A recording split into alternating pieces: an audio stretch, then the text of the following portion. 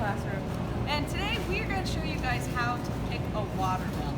It's beginning to get that time of year, and we always walk into the grocery store and people are just Climbing looking inside. through these, getting as low as they can go, and we hear knocking and shaking. So what is the strategy for picking the best watermelon? Well, there's a couple of things that you want to look for.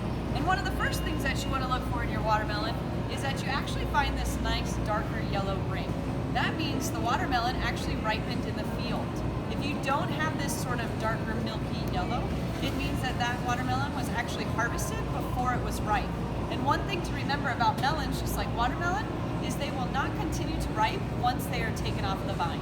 So you want to make sure that they have the opportunity to ripen in the field. Another thing to look at is where the stem is. If this spot happens to be more of a greenish color, it means that, once again, it was picked from the vine too early. And oftentimes these will be indented a little bit. And that's an indication that that watermelon actually fell off the vine all by itself. Now you might also see on this, do you see all these lines in here, Tori? Yeah, why is it? It looks like You it see got all those scratched lines? up. A lot of people think that means it's damage to the watermelon, but these lines are actually really good. These lines indicate all of the touch points that this watermelon was pollinated. So the more touch points you get, or the more pollination you can get, the sweeter the watermelon's going to be. So you actually like some of these, what we might consider ugly lines, to be in our watermelon. So you don't want to go for the prettiest watermelon, is what you're telling me. Not necessarily the prettiest watermelon, It's no. not the beauty pageant. And another thing to look at, though, is you want to pick a watermelon that is actually kind of dull. You don't really want a shiny watermelon, because that's an indication of ripeness as well. So go for the dull ones.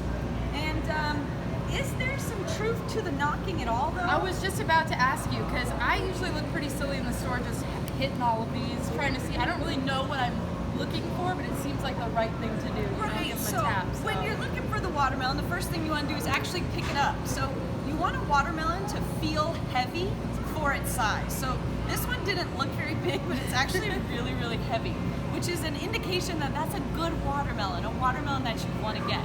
Now, there is some to the tapping. So when you tap on it, you want that watermelon to sound hollow. You don't want it to sound dull. Now, most people, instead of knocking with this, they're going to give it a little slap, and that's it. Is it hollow, or is it a nice, good sound back? And that's what you're looking for. So if it sounds dull, then that means it's over or underripe. So you definitely want a hollow sounding watermelon. So if it's hollow, does that just mean it has more water inside of there?